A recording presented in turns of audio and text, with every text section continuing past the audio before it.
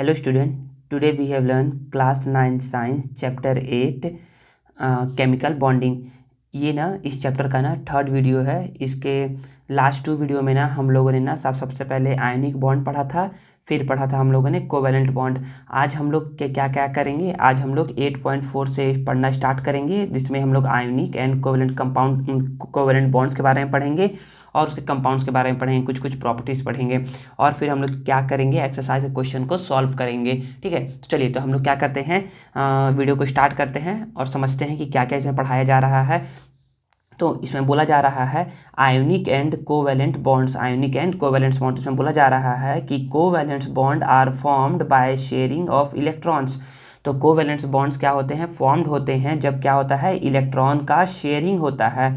किसके किसके बीच में, बिटवीन एटम्स। किसके किसके बीच में, तो बिटवीन्स एटम्स के बीच में, बिटवीन्स एटम्स के बीच में। तो सिंपल सा आप समझ सकते हैं कि कोवेलेंट बॉन्ड्स फॉर्म्ड होगा जब इलेक्ट्रॉन का क्या होता है, शेयरिंग होता है एटम्स के बीच में। And ionic bonds are formed, ionic bonds formed होते हैं when the valence shells of atom gain और लूज इलेक्ट्रॉन। और आयोनिक बॉन्ड कब फॉर्म्ड होता है, जब क्या करते हैं, वैलेंस सेल मतलब कि जो आउटर मोस्ट सेल होते हैं वो क्या करते हैं, गेन करते हैं या फिर लूज करते हैं इलेक्ट्रॉन को। तो कौन सा बॉन्ड फॉर्म होता है, आयोनिक बॉन्ड फॉर्म होता है। ठीक है, आगे बोला जा रहा है the compounds having ionic bonds. तो ऐसे कंपाउंड जिनमें आयोनिक बॉन्ड्स होता है ना, आर नोन एज आयोनिक और इलेक्ट्रोवैलेंट कंपाउंड्स।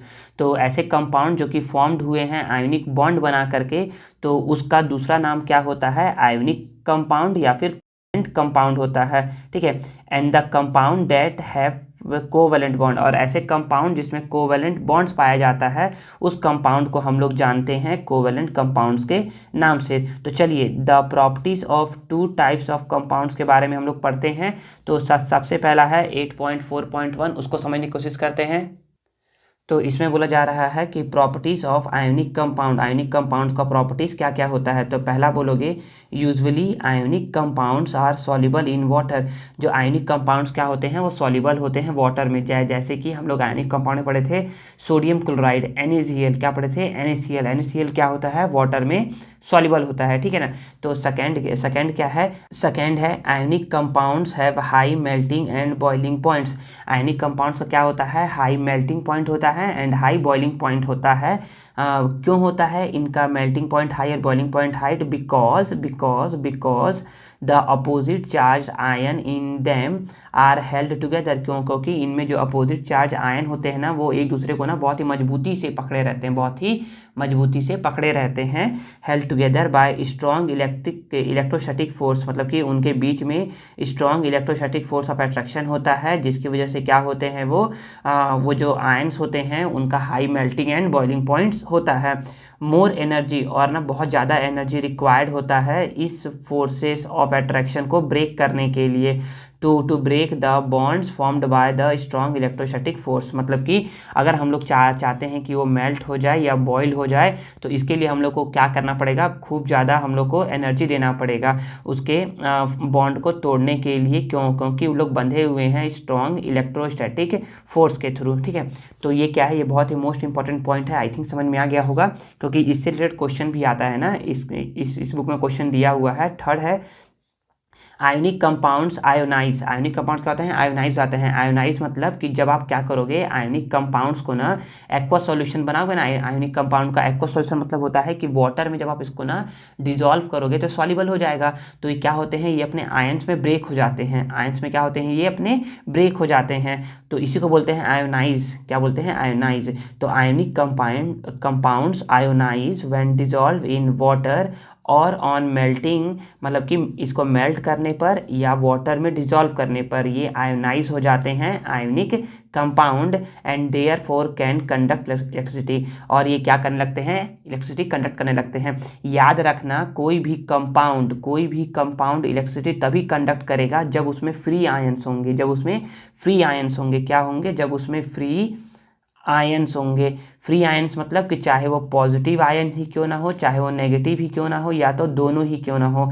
अगर किसी एक्वस सॉल्यूशन में, अगर किसी पानी के सॉल्यूशन में, एक्वस मतलब पानी का सॉल्यूशन, मतलब कि उसमें पानी मिला हुआ रहेगा ना, अगर किसी एक्वस सॉल्यूशन में फ्री आयन्स प्रेजेंट है, या तो H प्लस आयन, या OH माइनस आयन, या कोई भी आयन्स प्रेजेंट है ना, तो क्या होता है, वो इलेक्ट्रिसिटी को कंडक्ट होने दे देता है अपने में से। पढ़ेंगे अभी एक जो एक्टिविटी है ना, एक्टिविटी 1 में वही बताया गया है, तो इसको पढ़ेंगे। अब सेकंड है 8.4.2। 8.4.2 क्या बोला जा रहा है, तो 8.4.2 बोल रहा है प्रॉपर्टीज ऑफ कोवैलेंट कंपाउंड। अभी हम लोग पढ़े हैं प्रॉपर्टीज ऑफ आयोनिक कंपाउंड। पहला था इसमें कि ionic compound are soluble in water, ionic compound have high melting and boiling point, ionic compound ionize when dissolve in water, ठीक है ना। कोवैलेंट कंपाउंड, तो कोवैलेंट कंपाउंड में सबसे इसका उल्टा है ना, तो कोवैलेंट कंपाउंड का क्या बोलोगे, तो बोलोगे usually covalent compounds are not soluble in water. मतलब कि आयनिक कंपाउंड को हम लोग वाटर में डिजॉल्व कर सकते हैं, मतलब कि वाटर में वो डिजॉल्व हो सकते हैं, लेकिन कोवैलेंट कंपाउंड वाटर में डिजॉल्व नहीं होते हैं। Second, there melting and boiling points are low. इसका मेल्टिंग बॉइलिंग पॉइंट्स क्या होता है, हाई होता है। इसका क्या होता है, लो होता है। क्यों लो होता है, क्योंकि इसमें जो था ना, इसमें ना स्ट्रॉन्ग इलेक्ट्रोस्टैटिक फोर्स से बंधे हुए थे, ठीक है ना। इनके बीच में strong electrostatic force of attraction था, लेकिन कोवैलेंट बॉन्ड में strong electrostatic force of attraction नहीं होता है, ठीक है ना। आगे है ये क्या करते हैं, गुड कंडक्टर होते हैं, मतलब कि जब इनका एक्वा सॉल्यूशन बनता है तब। क्योंकि इनमें फ्री आयंस प्रेजेंट हो जाते हैं।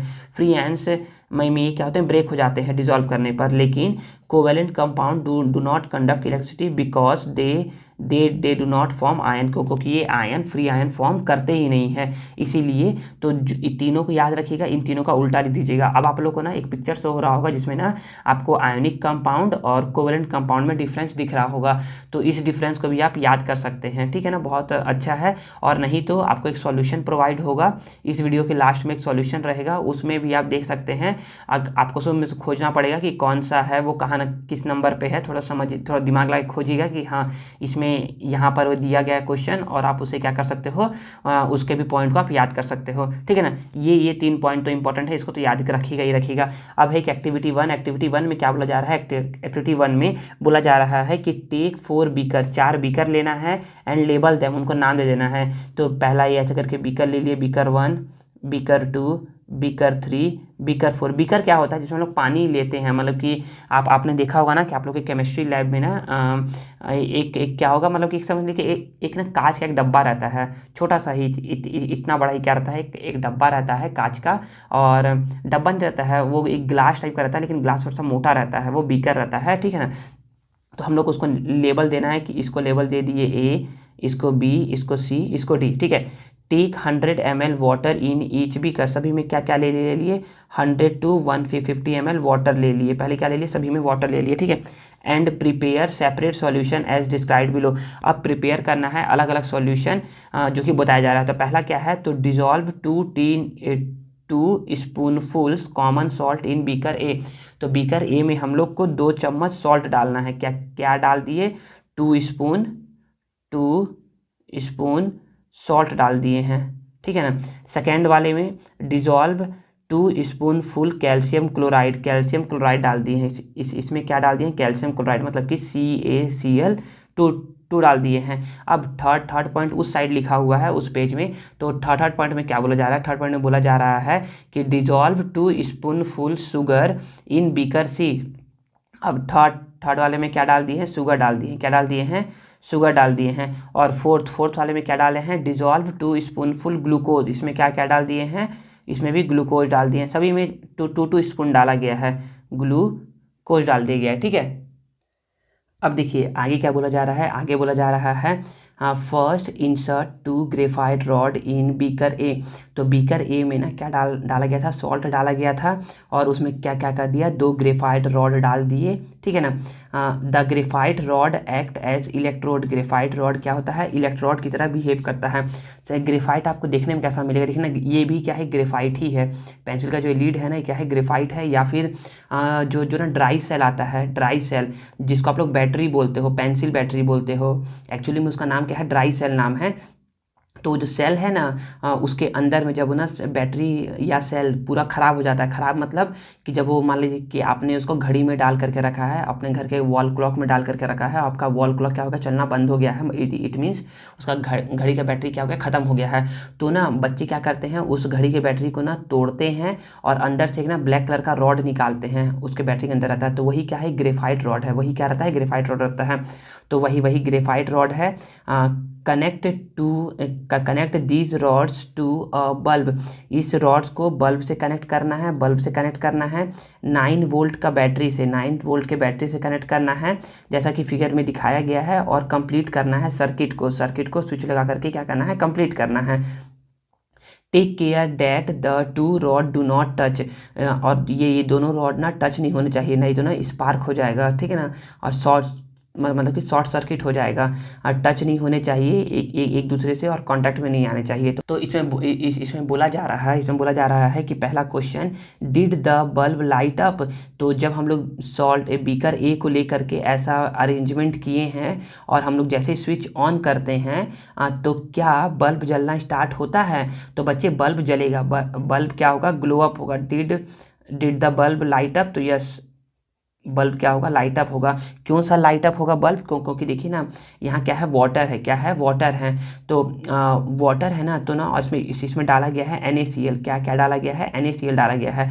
तो जब आप NaCl को हम लोग पढ़े हैं ना कि NaCl क्या है, एक आयोनिक कंपाउंड है। और आयोनिक कंपाउंड क्या होते हैं, वाटर में सॉल्युबल होते हैं, और सॉल्युबल होते हैं। और आयोनिक कंपाउंड क्या होते हैं, आयोनाइज भी होते हैं। मतलब कि वाटर में उसको, मतलब उसका एक्वा सॉल्यूशन बनाने पर वो क्या होते हैं, फ्री आयंस में ब्रेक हो जाते हैं। फ्री आयंस मतलब कि NaCl जो है ना, जो NaCl है वो ब्रेक होगा Na+ और Cl- में। Na+ और Cl- में क्या होगा, वो ब्रेक होगा। Na+ और Cl- में क्या हो जाएगा, वो ब्रेक हो जाएगा। तो देखिए इसमें क्या आ गए, फ्री आयंस आ गए। फ्री आयंस है ना, तो ये क्या करेंगे, ये अपने में से करंट को फ्लो होने देंगे, जिससे क्या होगा, धीरे धीरे ना जैसे आप स्विच ऑन करोगे तो करंट क्या होगा, फ्लो होते होते इस रॉड से होते हुए इस सॉल्यूशन में आएगा, और इस सॉल्यूशन से होते हुए इस रॉड में जाएगा, और बैटरी से होते हुए सर्किट को कंप्लीट करेगा। और जैसे ही सर्किट कंप्लीट होगा बल्ब ग्लो करना स्टार्ट कर देगा, ठीक है।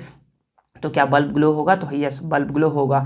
क्योंकि NaCl एक आयनिक कंपाउंड है, और इसको वाटर में डिजोल्व करने पर क्या होता है, अपने आयंस में ब्रेक हो करके Na+ और Cl- आयन देता है। तो ये क्या होगा, ग्लो होगा। Second, repeat this experiment with the other 3 beaker and not your observation. तो जब आप क्या क्या करोगे, कैल्शियम क्लोराइड, अब यहाँ से बीकर ए को हटा लिए हो, बीकर बी लगा दिए हो, और यहाँ पर कैल्शियम क्लोराइड है। तो याद रखो, कैल्शियम क्लोराइड भी क्या है बच्चे, कैल्शियम क्लोराइड भी एक आयोनिक बॉन्ड फॉर्म करता है, मतलब कि एक आयोनिक कंपाउंड है। तो ये भी क्या करता है, Ca जो है वो डबल+ आयन होता है, और क्लोरीन सिंगल- आयन होता है। तो ए भी क्या होगा, ए भी आयंस में ब्रेक हो जाएगा, और इस टाइम भी क्या होगा, बल्ब ग्लो करेगा। थर्ड अब कब क्या करेंगे, शुगर को, अब यहाँ से बीकर बी को हटाया, बीकर सी को लगाए, बीकर सी को लगाएंगे ना यहाँ पर, तो शुगर क्या होगा, शुगर और ग्लूकोज, दोनों के लिए बता रहा हूँ, शुगर और ग्लूकोज दोनों क्या है, कोवेलेंट कंपाउंड, एक कोवेलेंट कंपाउंड है। और कोवेलेंट कंपाउंड क्या होते हैं, कोवेलेंट कंपाउंड क्या होते हैं, अपने आयंस में ब्रेक नहीं होते हैं, आयंस में ब्रेक ये नहीं होते हैं। और आयंस में ब्रेक नहीं होंगे तो ये क्या होगा, करंट को इस रॉड से इस रॉड तक में फ्लो होने देगा नहीं ये, और फ्लो होने नहीं देगा तो बल्ब ग्लो नहीं करेगा, ठीक है। तो क्वेश्चन है, इसमें क्वेश्चन क्या है, तो क्वेश्चन बोला जा रहा है कि now answer the following question, why did the bulb light up in case of beaker A and beaker B. तो बीकर ए और बीकर बी में ना बल्ब क्यों ग्लो करता है, लाइट अप क्यों करता है, क्योंकि because in beaker A and beaker B NaCl and calcium chloride are present respectively, therefore they dissolve in water and ionize them. और क्या होते हैं, ब्रेक डिजॉल्व होते हैं और आयोनाइज देम हो जाते हैं in their ions that's why the bulb light up in the case of beaker A and beaker B, ठीक है। सेकेंड क्वेश्चन है, why did the bulb light, sorry यहाँ क्वेश्चन गलत है ना, why did not? Why did not the bulb light up in case of beaker C and beaker D? तो beaker C और beaker D में क्यों light up नहीं हुए? because these are covalent compounds and they do not break into their ions, that's why the bulb cannot light up. ठीक है. Third क्या बोला जा रहा है? You must have understood. अच्छा, you must have understood now that electricity is conducted by. तो यहाँ पर बोला जा रहा है ना कि electricity is conducted by salt and calcium chloride because. तो यहाँ पर देखिए इसका आंसर दिया हुआ है बिकॉज ऑफ इलेक्ट्रोवैलेंट बॉन्ड्स. क्योंकि सॉल्ट और कैल्शियम क्लोराइड क्या है? इलेक्ट्रोवैलेंस बॉन्ड फॉर्म करते हैं, but not in glucose and sugar. लेकिन ग्लूकोज और शुगर में because they have covalent compound, और कोवलेंट कंपाउंड है इसीलिए क्या करते हैं? इलेक्ट्रिसिटी को अपने में से कंडक्ट होने नहीं देते हैं. तो ये दोनों अपने में से कंडक्ट होने देते हैं और ये दोनों अपने में से इलेक्ट्रिसिटी को कंडक्ट होने देते नहीं हैं. ठीक है. अब इसमें क्वेश्चन है कुछ, उस क्वेश्चन को पढ़ते हैं और समझते हैं इन टेक्स्ट क्वेश्चन को. देखिए अब क्या बोला जा रहा है? अब बोला जा रहा है write down the difference between ionic and covalent compound. तो आयोनिक और कोवलेंट कंपाउंड में क्या डिफरेंस है? तो यहाँ पर ये तीन डिफरेंस तीनों में दिया हुआ है. इन दोनों को आप लिख सकते हो, और नहीं तो आपको जो पिक्चर शो करवाए, जब इसको पढ़ा रहा था तो पिक्चर शो हो रहा था, तो उसको आप लिख सकते हो. ठीक है. आगे है question, why explain why ionic compounds have high melting and boiling point. तो यहाँ पर इस पॉइंट में, ये वाला पॉइंट जो है ना, ये सेकेंड नंबर का पॉइंट, इसमें इसका आंसर लिखा हुआ है, तो इसको यहाँ से लिख सकते हैं आप. ठीक है ना, इसको यहाँ से. चलिए अब हम लोग क्या कहते हैं, यहाँ पर होता है चैप्टर का थ्योरी पोर्शन खत्म. अब हम लोग एक्सरसाइज की ओर मूव करते हैं और एक्सरसाइज के क्वेश्चन आंसर को सॉल्व करते हैं और समझते हैं. देखिए एक्सरसाइज का फर्स्ट क्वेश्चन क्या बोला जा रहा है? फर्स्ट क्वेश्चन है चूज द करेक्ट ऑप्शन. पहला क्या है? पहला क्वेश्चन है when sodium react with chlorine. तो जब क्या कहता है, सोडियम रिएक्ट करता है क्लोरीन से, तो क्या होता है? Each sodium atom accept. नहीं, सोडियम एटम तो एक्सेप्ट करता नहीं है, ये तो लूज करता है. Each chlorine atom accept an electron. हाँ, क्लोरीन एटम क्या करता है? एक्सेप्ट करता है. सोडियम लूज करता है, क्लोरीन एक्सेप्ट करता है, तो ये ऑप्शन सही हो सकता है. आगे each sodium atom lose 7 electron. नहीं, अगर यहाँ पर आ रहता था केवल 7 जगह लिखा रहता ANN, तो ये भी सही होता, लेकिन यहाँ पर 7 लिखा तो गलत है. और each chlorine atom loses 7 electron, तो 7 तो कभी होगा ही नहीं, 7 वाला ऑप्शन तो कभी होगा ही नहीं, तो यहाँ पर बी आंसर इसका करेक्ट हो जाएगा. ठीक है ना. आगे a sodium atom and a sodium ion. तो सोडियम एटम और सोडियम आयन क्या होता है? तो बच्चे, तो सोडियम एटम जब इलेक्ट्रॉन को लूज कर देता है तब बनाता है सोडियम आयन. ठीक है ना. तो बोला जा रहा है कि आर केमिकली सेम. क्या केमिकली सेम है? नहीं, बिल्कुल केमिकली बिल्कुल दोनों सेम नहीं होते हैं. Have the same number of proton. हाँ, दोनों में क्या होता है? सेम नंबर ऑफ प्रोटॉन होता है. इलेक्ट्रॉन अलग अलग होता है. सोडियम एटम में इलेक्ट्रॉन होते हैं 11 और आयन में इलेक्ट्रॉन होते हैं 10. ठीक है. Form covalent bond. नहीं बच्चे, ये तो क्या करता है? सोडियम तो है आयोनिक बॉन्ड बनाता है, ये तो गलती बोल रहा है. Have the same number of electron. नहीं बच्चे, ये तो इलेक्ट्रॉन 11 होता है, इसमें इलेक्ट्रॉन 10 होता है, तो नहीं, तो हमारा आंसर 2 हो जाएगा. ठीक है ना. प्रोटॉन क्या होते हैं? सेम होते हैं. प्रोटॉन क्या होते हैं बच्चे? ये तो न्यूक्लियस में प्रेजेंट रहते हैं. ये क्या रहते हैं? एलिमेंट में, मतलब कि एटम में जो न्यूक्लियस होता है, न्यूक्लियस के अंदर प्रोटॉन प्रेजेंट रहते हैं. ये हम लोग तो इलेक्ट्रॉन को देते हैं ना, मतलब कि इलेक्ट्रॉन को लूज करता है या एक्सेप्ट करता है, तो ये तो लूज करता है, तो यहाँ पे इलेक्ट्रॉन की कमी होती है ना कि प्रोटॉन की, तो प्रोटॉन क्या रहता है? सेम नंबर होता है. ठीक है ना. क्वेश्चन नंबर थर्ड है. थर्ड बोला जा रहा है an ionic bond is formed. Ionic bond form होता है कब? आयोनिक बॉन्ड फॉर्म तब होता है जब एक क्या करता है? इलेक्ट्रॉन को लूज करता है, दूसरा क्या करता है? इलेक्ट्रॉन को गेन करता है. One atom loses an electron and other atom gain an electron, gain करता है. तो the combining atom accept electron. नहीं बच्चे, दोनों एक्सेप्ट नहीं करते हैं. The combining atom loses electron. नहीं, दोनों लूज कभी नहीं करते हैं. वन एटम, बिल्कुल, वन एटम क्या करता है? लूज करता है, एंड सेकेंड क्या करता है? गेन करता है. तो ये ऑप्शन सही होगा. When 2 metal react. नहीं बच्चे, 2 मेटल रिएक्ट कभी नहीं करते हैं. ठीक है ना. तो ये क्या होगा? ये क्या है? गलत है. ठीक है ना. देखिए अब फोर्थ क्वेश्चन क्या बोल रहा है? बोल रहा है विच of the following element loses 2 electron.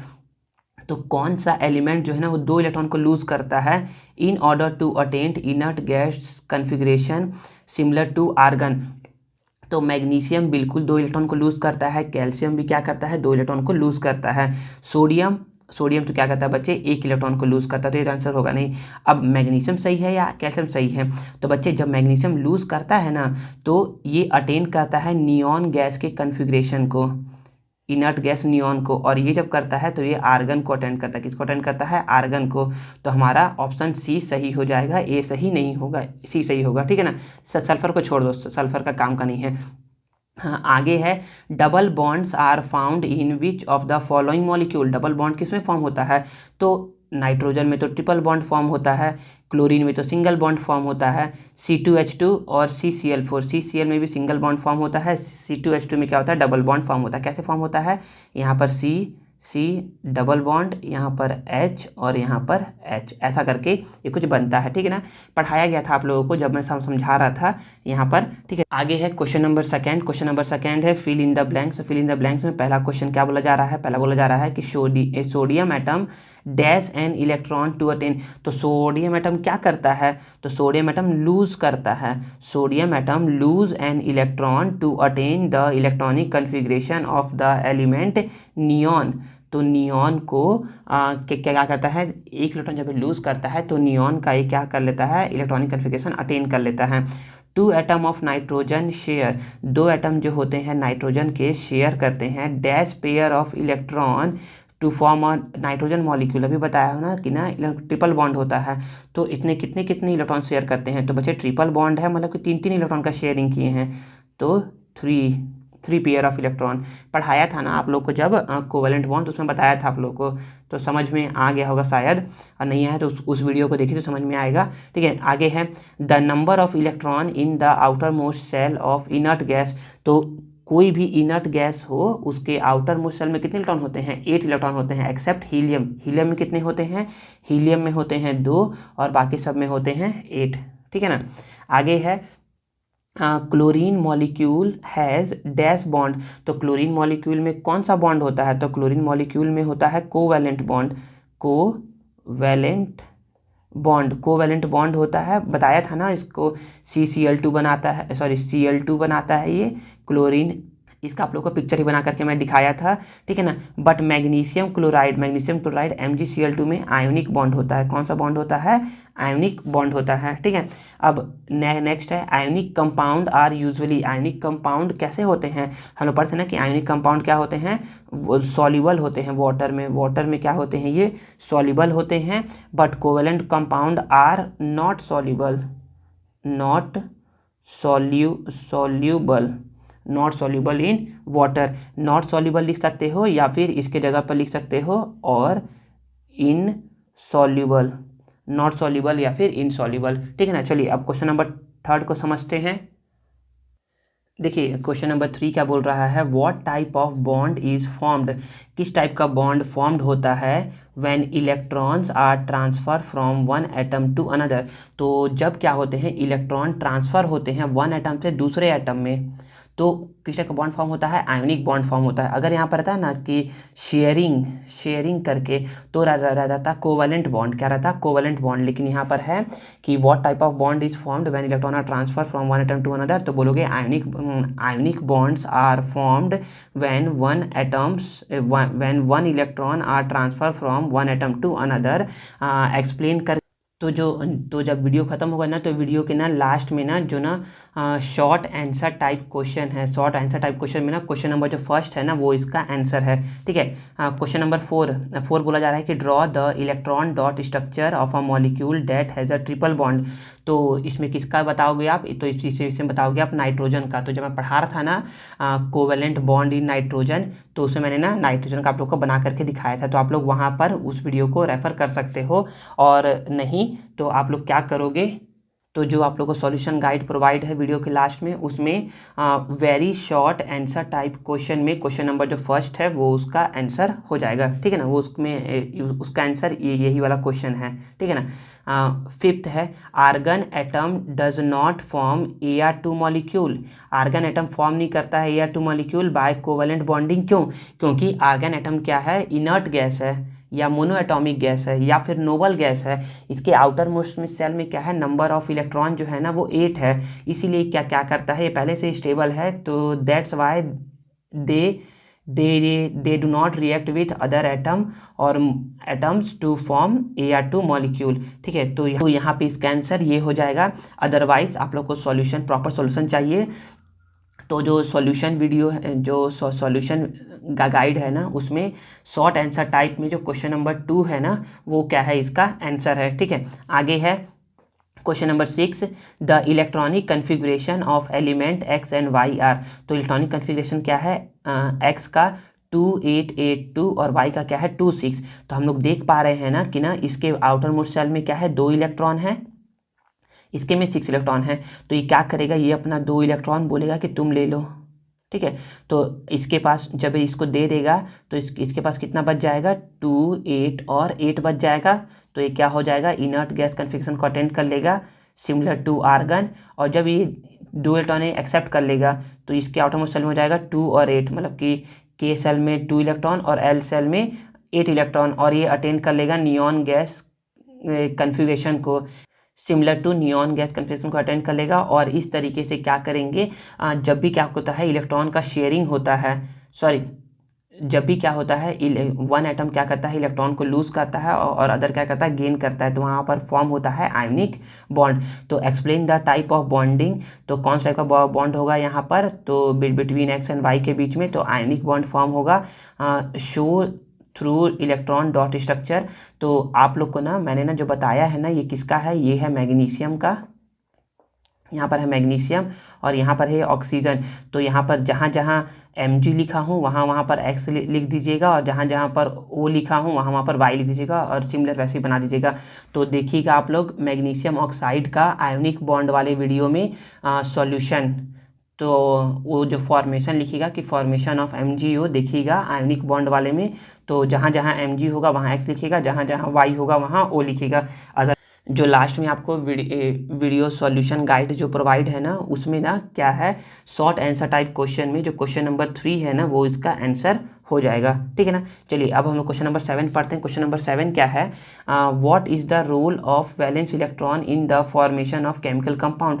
तो वैलेंस इलेक्ट्रॉन का क्या रोल रहता है, तो आप सिंपल सा बोलोगे the role of valence electron in the formation of chemical compound is very important because valence electron participate in chemical reaction and form ionic compound और कोवैलेंट कंपाउंड। ठीक है, ऐसा करके आप इसमें बोलोगे। और अदरवाइज आप लोग को जो सॉल्यूशन गाइड प्रोवाइड है उसमें क्या करोगे, उसमें जो शॉर्ट आंसर टाइप क्वेश्चन है उसका क्वेश्चन नंबर जो 4 है वो इसका आंसर हो जाएगा। ठीक है ना, मैं ये नहीं बोल रहा हूँ ना कि वही क्या है 100% करेक्ट आंसर है, आप उसी के जैसा सिमिलर अपने भी ओन वर्ड में लिख सकते हो।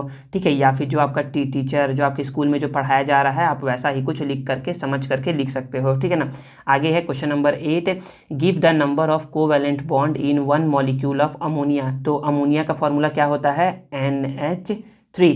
तो अमोनिया का फॉर्मूला होता है NH3। इसमें बोला जा रहा है give the number of covalent bond, कितने कोवैलेंट बॉन्ड फॉर्म होते हैं। तो जब हम लोग अमोनिया का पढ़ रहे थे ना, तो ये कुछ ऐसा करके बन रहा था। ठीक है, तो इसमें कितने कोवैलेंट बॉन्ड आपको दिख रहे हैं, तो 1 2 3। तो इसमें कितने कोवैलेंट बॉन्ड है, यहाँ पर 3 कोवैलेंट बॉन्ड है। ठीक है, और आगे है, देखिए क्वेश्चन क्या है, क्वेश्चन है second, sodium chloride is a molecule. Sodium chloride मतलब कि NaCl।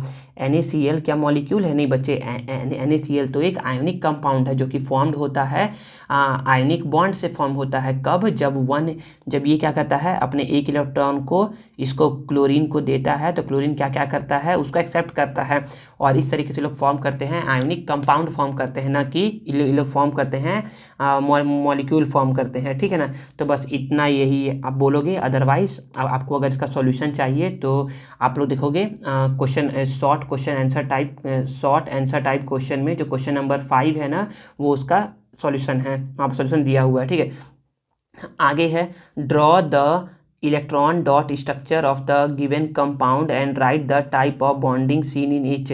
तो वाटर का मैंने आप लोगों को कोवैलेंट कंपाउंड में बताया था, वाटर का, नाइट्रोजन का भी दिखाया था आपको, ट्रिपल बॉन्ड बनाता है, मैग्नीशियम ऑक्साइड आयोनिक बॉन्ड बनाता है, और कैल्शियम ऑक्साइड भी आयोनिक बॉन्ड बनाता है।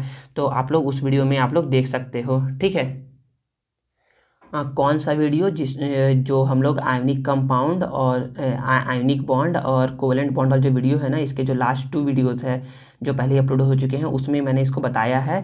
अदरवाइज़ आप लोग क्या क्या कर सकते हो, जो ना लॉन्ग क्वेश्चन आंसर है ना सॉल्यूशन गाइड का, उसका जो पहला क्वेश्चन है, फर्स्ट क्वेश्चन जो है ना वो इसका आंसर हो जाएगा। उसमें पहले में तो वाटर दिया हुआ है, सेकेंड में नाइट्रोजन दिया हुआ है, थर्ड में मैग्नीशियम ऑक्साइड भी दिया हुआ है, लेकिन फोर्थ में मैग्नीशियम क्लोराइड दिया हुआ है, कैल्शियम क्लोराइड दिया हुआ है। क्या दिया है? कैल्शियम क्लोराइड दिया है, कैल्शियम ऑक्साइड नहीं दिया है।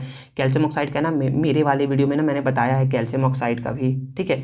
अब देखिए क्वेश्चन नंबर 10 क्या बोल रहा है। क्वेश्चन नंबर 10 बोल रहा है write down the properties of ionic and covalent compound. तो इसका प्रॉपर्टीज मैं आप लोग को पढ़ा चुका हूँ पहले ही, या फिर जब अभी पढ़ा रहा था ना तो उसमें आप लोग को एक पिक्चर शो हो रहा था, तो आप लोग उसको भी समझ सकते हो उसको देख करके, ठीक है। अदरवाइज अगर आप लोग को इसका भी आंसर चाहिए तो ना शॉर्ट आंसर टाइप क्वेश्चन का ना क्वेश्चन नंबर जो 8 है ना, क्वेश्चन नंबर 8 में इसका आंसर दिया हुआ है, ठीक है।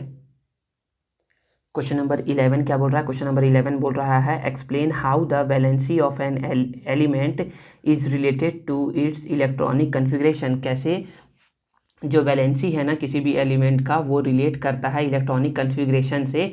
तो सिंपल सा आप बोल सकते हो कि ना the valency of an element is related to its electronic configuration because the number of electron present in their outermost shell is participate in a chemical reaction. क्योंकि क्या कहते हैं, नंबर ऑफ इलेक्ट्रॉन जो प्रेजेंट रहते हैं outer most shell में, या फिर valence electron participate in a chemical reaction, इसीलिए क्या है इलेक्ट्रॉनिक कन्फिग्रेशन क्या है मोस्ट इंपॉर्टेंट है, ठीक है। अदरवाइज आप क्या कर सकते हो, जो सॉल्यूशन गाइड प्रोवाइडेड है पीछे उसमें जो question short answer type question का जो क्वेश्चन नंबर 10 है ना, उसमें क्वेश्चन नंबर 11 का ये आंसर गिवन है, ठीक है। आगे क्वेश्चन नंबर 12 क्या है। The atomic number of 3 element are 6, 7, 8 respectively. Electronic atomic number क्या है 3 एलिमेंट का, 6 है, 7 है और 8 है। पहला है राइट द इलेक्ट्रॉनिक कन्फिग्रेशन। तो इलेक्ट्रॉनिक कन्फिग्रेशन लिख सकते हो, तो यहाँ पर मैं लिख के दिखा रहा हूँ ना, तो 6 है तो इसका इलेक्ट्रॉनिक कन्फिग्रेशन लिखोगे तो 2, 4, 7 वाले का लिखोगे तो 2, 5 और 8 वाले का 2, 6। आगे बोला जा रहा है इसमें एंड गिव देयर वैलेंसी, इनकी वैलेंसी भी लिखनी है। तो इसकी वैलेंसी हो जाएगी कितनी, वैलेंसी इसकी हो जाती है 4। कितनी हो जाती है इसकी वैलेंसी 4 होगी, इसकी वैलेंसी 3 होगी, इसकी वैलेंसी 2 होगी। क्यों होगी 2, क्यों होगी 4, इसको मैं समझा चुका हूँ पहले ही। अगर फिर से बता दे रहा हूँ ना कि ना इसको देखिए, अपना ऑक्टेट कंप्लीट करने के लिए या तो 2 इलेक्ट्रॉन चाहिए या तो 6 इलेक्ट्रॉन क्या करेगा, ये लूज़ करेगा। तो ईजी क्या है 2 इलेक्ट्रॉन एक्सेप्ट करना, इसलिए इसकी वैलेंसी कितनी होगी 2। इसके लिए क्या चाहिए, इसके पास 5 है, तो इसके लिए इजी है कि या तो ये 3 इलेक्ट्रॉन किसी से ले ले या तो अपना 5 इलेक्ट्रॉन किसी को दे दे, तो इसके लिए इजी है +3, इसलिए इसकी वैलेंसी 3। इसके लिए क्या है, तो ये क्या करता है, इसके लिए या तो 4 इलेक्ट्रॉन किसी से ले ले या तो 4 इलेक्ट्रॉन किसी को ये दे दे। तो इसके लिए इजी क्या है, ना तो 4 लेना ना तो 4 देना, तो इसलिए क्या करता है ये ना शेयरिंग करता है 4 इलेक्ट्रॉन का, ठीक है। तो इसकी वैलेंसी कितनी हो जाएगी 4 हो जाएगी, ठीक है। आगे है what type of compound, ionic compound और covalent compound will be formed by each of the element explain. तो किस टाइप का कंपाउंड फॉर्म करेगा, आयोनिक कंपाउंड फॉर्म करेगा या कोवेलेंट कंपाउंड फॉर्म करेगा। तो ये फॉर्म करता है जो 6 है ना, एक कार्बन एलिमेंट आता है इसमें। तो कार्बन क्या करता है, ना तो गेन करता है ना एक्सेप्ट करता है, क्या करता है शेयरिंग करता है। तो शेयरिंग करना है मतलब कि ये क्या करेगा, ये कोवेलेंट बॉन्ड ये फॉर्म करता है। फिर है यहाँ पर 7 आता है नाइट्रोजन का। तो नाइट्रोजन ना बच्चे, नाइट्रोजन क्या करता है, अमोनिया फॉर्म करता है। क्या फॉर्म करता है, अमोनिया NH3। तो ये जो 3 है ना, तो 3 इलेक्ट्रॉन क्या करता है कि इसे लेता है ये, तो 3 इलेक्ट्रॉन ये लेगा ना, तो ये क्या करता है, ये ना कोवेलेंट बॉन्ड भी फॉर्म करता है और ये क्या फॉर्म करता है, आयोनिक बॉन्ड भी ये फॉर्म करता है। ये दोनों तरीके से फॉर्म करता है। 4 वाले में दिक्कत रहता है कि क्या फॉर्म करेगा, इसको थोड़ा सोच समझ के बोलना पड़ता है। और ये 2 वाला है तो इसमें ऑक्सीजन जो है वो क्या करता है, वो कोवेलेंट बॉन्ड भी फॉर्म करता है। O2 मतलब कि ऑक्सीजन का एक मॉलिक्यूल, मतलब कि ऑक्सीजन मॉलिक्यूल है O2, ये क्या करता है कोवेलेंट बॉन्ड फॉर्म करता है। और अगर यही मिल जाता मैग्नीशियम के साथ MgO, तो ये क्या करता है आयोनिक बॉन्ड भी फॉर्म करता है, ठीक है ना। अगर इसका सॉल्यूशन आप लोग सोच रहे हो कि कहाँ पर है, तो इसका सॉल्यूशन है जो लॉन्ग क्वेश्चन आंसर है ना, उसका जो क्वेश्चन नंबर 3 है उसमें इस क्वेश्चन नंबर 12 का आंसर है, ठीक है। आगे है separate ionic compounds and covalent compounds in the given group. तो गिवन ग्रुप में पहला है give reason of your choice. तो देखिए इसमें तो कोई ग्रुप दिया ही नहीं है, तो इसमें ग्रुप में कौन कौन सा नाम हो जाएगा। तो ग्रुप में पहला नाम है बच्चे पहला नाम है इसमें कैल्शियम ऑक्साइड। क्या है, कैल्शियम ऑक्साइड, ठीक है। सेकेंड नाम है इसमें ग्लूकोज, क्या नाम है, ग्लूकोज। थर्ड जो नाम आता है इसमें आता है सोडियम सल्फाइड, सोडियम सल्फाइड। जो फोर्थ नाम आता है, फोर्थ नाम है इसमें कार्बन टेट्रा क्लोराइड। जो फिफ्थ नाम है वो क्या है, पोटेशियम, पोटेशियम डबल एस होगा, पोटेशियम, पोटेशियम क्लोराइड। तो देखिए ना, तो ये किस टाइप का बॉन्ड फॉर्म करता है बच्चे, तो ना जो कैल्शियम ऑक्साइड है CaO, CaO क्या है, CaO, तो कैल्शियम ऑक्साइड बच्चे फॉर्म करता है आयोनिक बॉन्ड। क्या क्या क्या फॉर्म करता है, आयोनिक बॉन्ड फॉर्म करता है। ग्लूकोज, ग्लूकोज होता है C6, ग्लूकोज होता है C6H12O6, C6H12O6। ये क्या कहता है, कोवेलेंट कंपाउंड ये फॉर्म करता है, ठीक है, और कोवेलेंट बॉन्ड फॉर्म करता है। सोडियम सल्फाइड, सोडियम सल्फाइड को लिखते हैं सोडियम मतलब Na2S। तो ये क्या करता है, ये कहता है आयोनिक कंपाउंड फॉर्म करता है, आयोनिक कंपाउंड क्या करता है, ये फॉर्म करता है। नेक्स्ट है कार्बन टेट्राक्लोराइड, कार्बन टेट्राक्लोराइड मतलब कि CCl4। ये क्या करता है, कार्बन टेट्राक्लोराइड, ये क्या करता है, ये करता है कोवेलेंट कंपाउंड, क्या करता है, ये फॉर्म करता है, कोवेलेंट कंपाउंड ये फॉर्म करता है। फिर है पोटेशियम क्लोराइड, पोटेशियम क्लोराइड मतलब होता है KCl।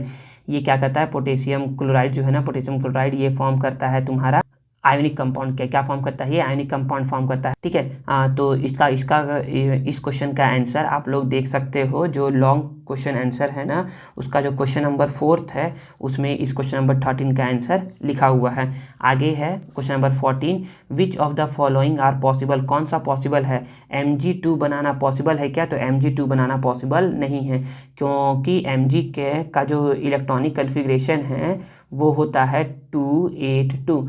तो ये क्या करेगा, ये Mg2 मतलब कि ये फिर से ये Mg2 ही मतलब कि दो दो Mg है, इसका ऐसे करके 2 इलेक्ट्रॉन बना लो, फिर Mg करके 2 इलेक्ट्रॉन बना लो ऐसा। क्या ये इसका 2 है यहाँ पर, तो क्या इसका 8 हो सकता है, तो 2 है यहाँ पर तो ये 3 होगा, ऐसे करके बनाओगे तो ये 3 होगा और ये 4 होगा। इसका ही बनाओगे तो ये 3 होगा 4 होगा, 8 तो हुआ ही नहीं, तो ये तो बना नहीं पाएगा, ठीक है ना, ये नहीं, ये पॉसिबल नहीं है। MgCl2, तो हाँ बच्चे मैग्नीशियम क्लोराइड का मैंने आप लोग को ना आयनिक कंपाउंड वाले, आयनिक बॉन्ड वाले वीडियो में, वीडियो नंबर 1 में ना इसका बना करके दिखाया भी है, ठीक है ना।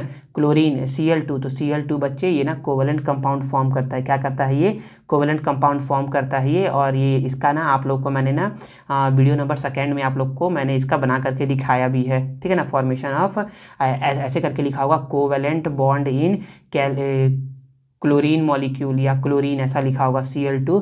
तो ये मैंने उसमें बताया है। तो ये क्या करता है, ये नॉट पॉसिबल, ये पॉसिबल और ये पॉसिबल, यहाँ पर है आयोनिक और यहाँ पर है कोवेलेंट कंपाउंड, ठीक है। अगर आपको इसका आंसर चाहिए तो ना जो लॉन्ग क्वेश्चन आंसर है ना, उसका जो क्वेश्चन नंबर 5 है उसमें क्या है, इसका आंसर लिखा हुआ है।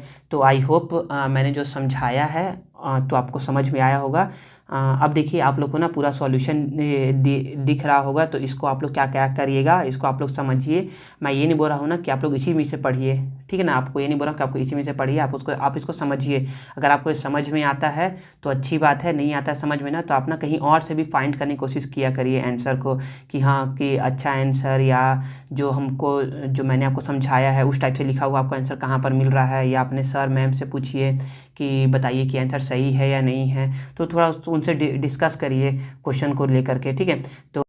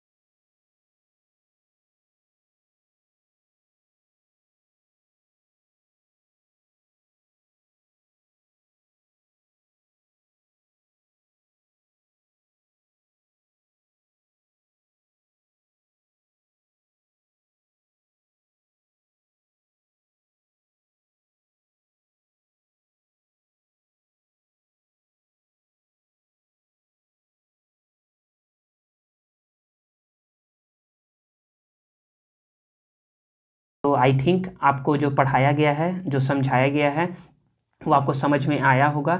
अगर आप लोग को मेरा मेहनत और ये वीडियो पसंद आया है ना, तो प्लीज़ प्लीज़ प्लीज़ वीडियो को लाइक किया करिए, कमेंट किया करिए और अपने दोस्तों के साथ इसे शेयर किया करिए और चैनल को सब्सक्राइब करना मत भूलिएगा। मिलते हैं नेक्स्ट वीडियो में। Thank you.